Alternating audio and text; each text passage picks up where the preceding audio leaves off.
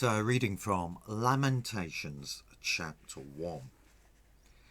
How deserted lies the city, once so full of people.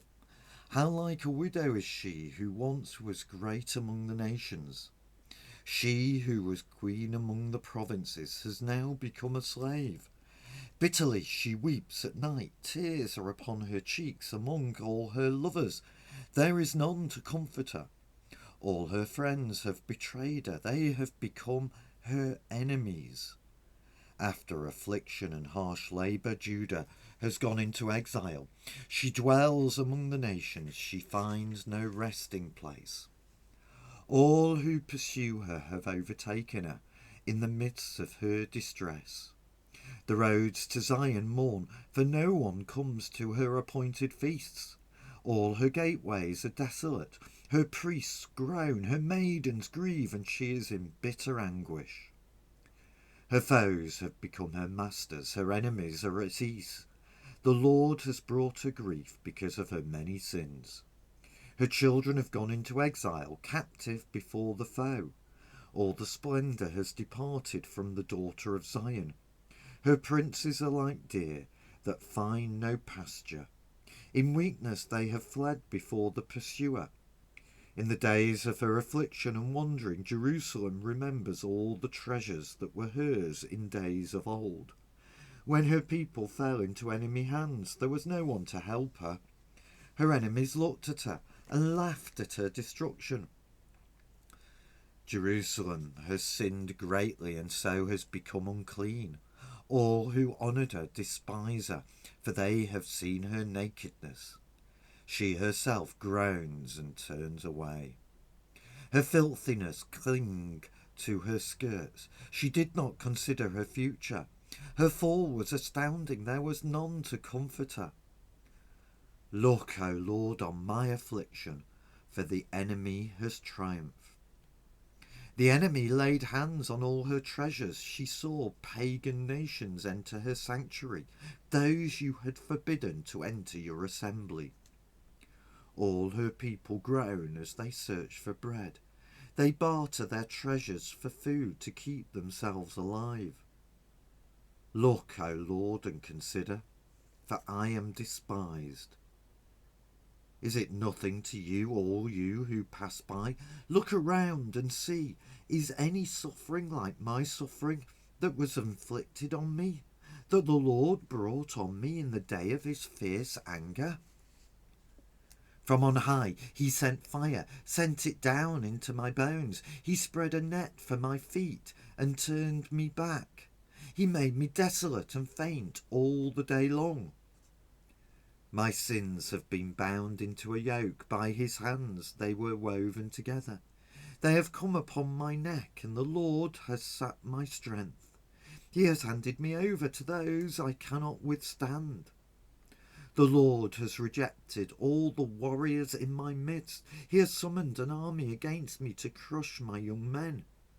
In his winepress the Lord has trampled the virgin daughter of Judah. This is why I weep, and my eyes overflow with tears. No one is near to comfort me, no one to restore my spirit. My children are destitute because the enemy has prevailed. Zion stretches out her hands, but there is no one to comfort her. The Lord has decreed for Jacob that his neighbours become his foes. Jerusalem has become an unclean thing among them. The Lord is righteous, yet I rebelled against his command. Listen, all you peoples, look upon my suffering. My young men and maidens have gone into exile. I called to my allies, but they betrayed me. My priests and my elders perished in the city while they searched for food to keep themselves alive. See, O Lord, how distressed I am. I'm in torment within, and in my heart I am disturbed, for I have been most rebellious. Outside the sword bereaves, inside there is only death. People have heard my groaning, but there is no one to comfort me. All my enemies have heard of my distress. They rejoice at what you have done. May you bring the day you have announced, so they may become like me. Let all their wickedness come before you. Deal with them as you have dealt with me. Because of all my sins, my groans are many, and my heart is faint. Lamentations chapter 1. The missing voice. I wonder, as I read that opening chapter, whose was the missing voice? Lamentations is made up of voices speaking, and in this chapter there are two voices speaking. Verses 1 to 11 is the writer, Jeremiah. Verses 12 to 22 is Jerusalem, referred to as Lady Zion. This is important. In the background, I used the word acrostic to describe each of the chapters. Let me introduce you to another word, palindrome. Now that's the idea that verse 1 matches the idea of verse 22. The idea of verse 2 matches the idea of verse 21, and so on. Now this is important because today our way of thinking is largely dominated by the Greeks and the Romans. So we tend to think logically. So we think that the key or the climax of a piece or an article comes at the end. An argument builds up logically. Now that's not the case with this style of Hebrew writing, because it is a palindrome, verse 1 matching verse 22, verse 2 matching verse 21, and so on. It means the key to understanding the chapter comes in the middle, verses 11 and 12, where the speakers change. And again, in our English translations, it's actually difficult to spot. Now listen to it again from a translation called the New American Standard Version. And again, it's a more literal translation, and it's generally regarded as probably the most literal translation. This is verse 11. All her people groan, seeking bread. They have given their treasures for food to restore their lives. See, Lord, and look, for I am despised. Then verse 12. Is it nothing to all you who pass this way? Look and see if there is any pain like my pain, which was inflicted on me, with which the Lord tormented me on the day of his fierce anger. Did you spot it? Did you spot the commonality between verses 11 and 12? It's look and see, or see and look.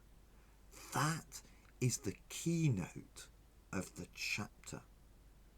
So in the first half, Jeremiah is speaking to God, and he's calling on God to look and see. In the second half, the city, Lady Zion, is speaking.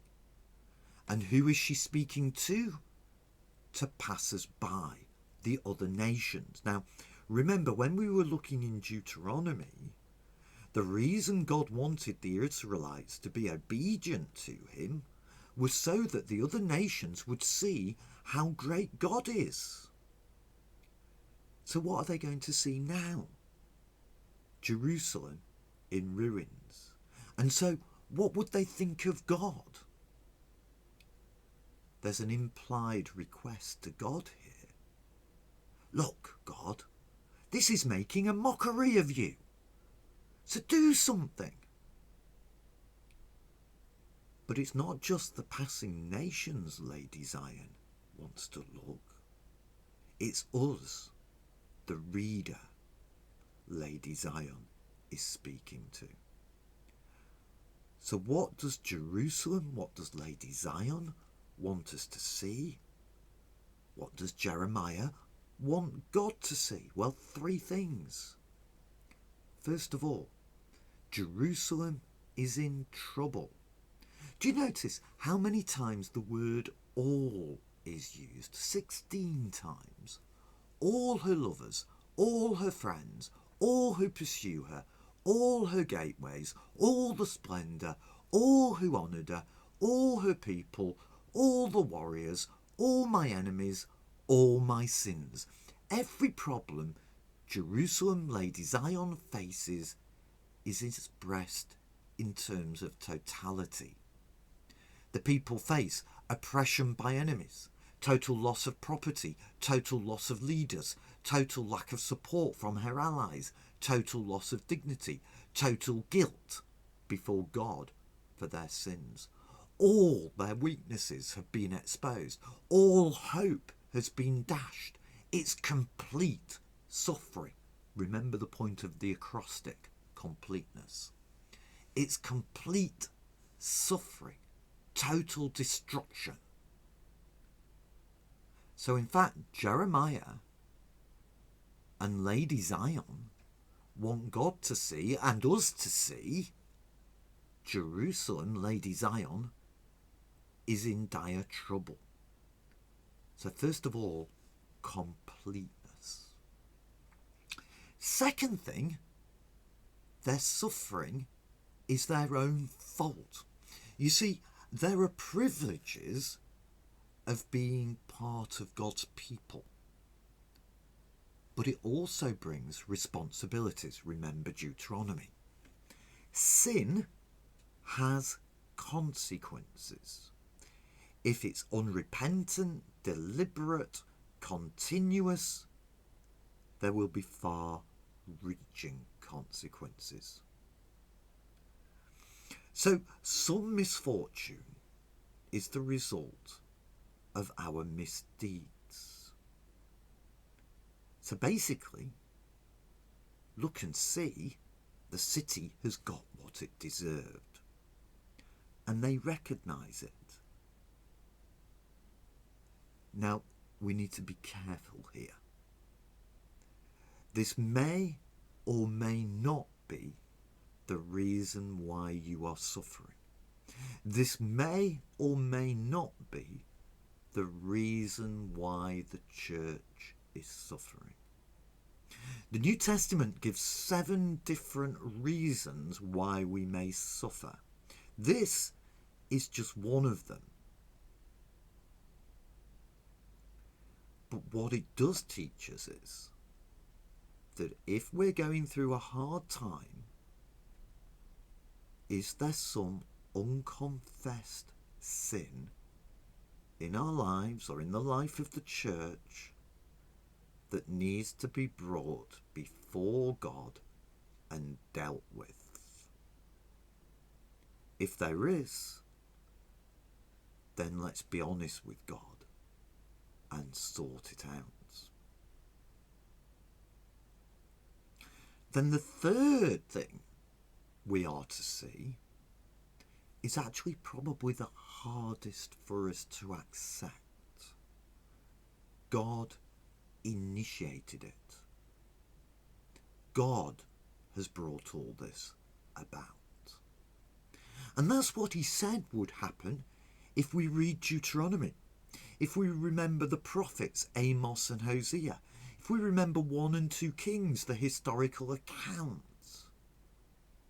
And indeed we read that God would use the other nations to bring about the judgment of Israel, his people, the Babylonians, the Syrians. He said all that would happen, and it's happened. And this is the result. God's done it. Now remember, this is Lady Zion herself spelling it out. God initiated their suffering.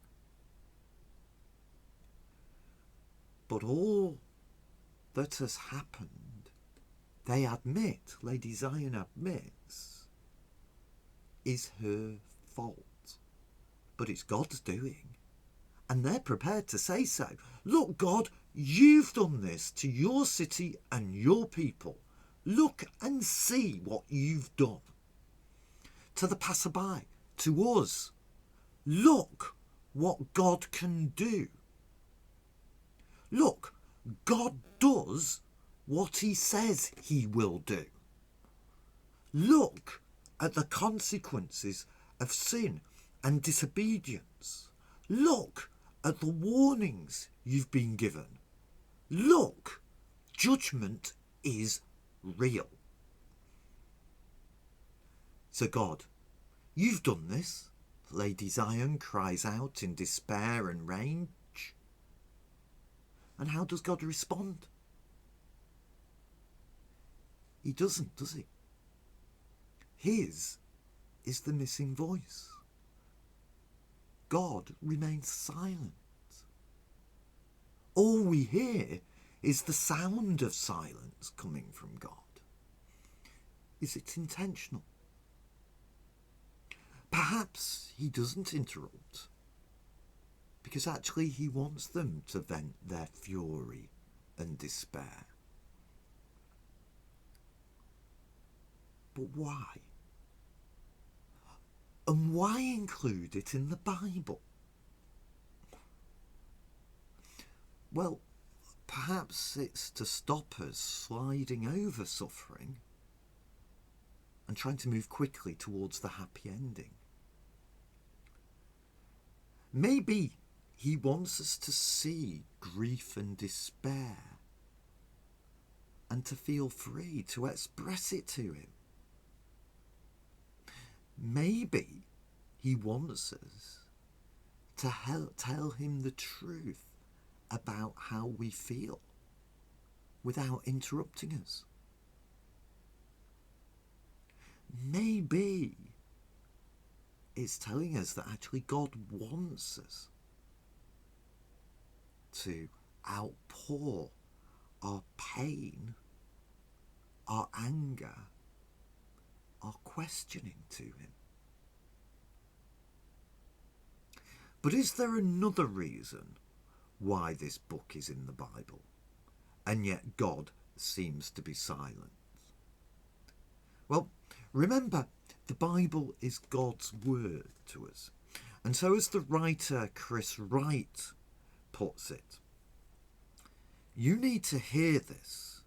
Hear my word as you listen to these voices of my people, my poor, sinful, shamed, suffering people.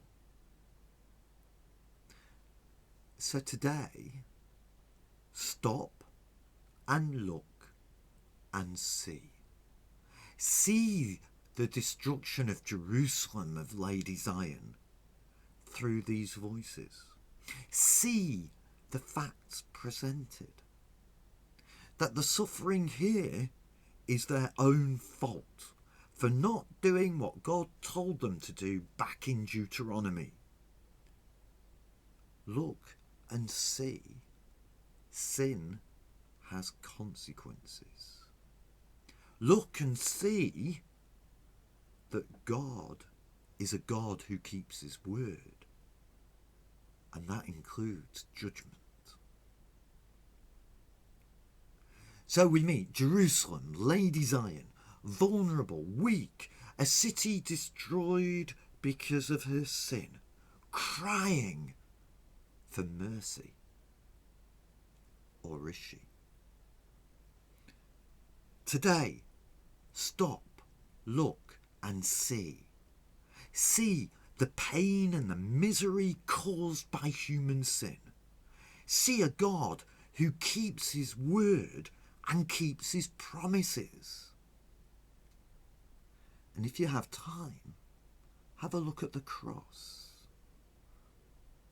Why? Well, in Stanya's crucifixion, he puts the words of verse 12 into the mouth of Jesus. Is it nothing to you all you who pass by? Is it nothing to you? So in our next session, we're going to take a look at Stanya's crucifixion and the words that he puts into Jesus' mouth. But for today, stop, look and see.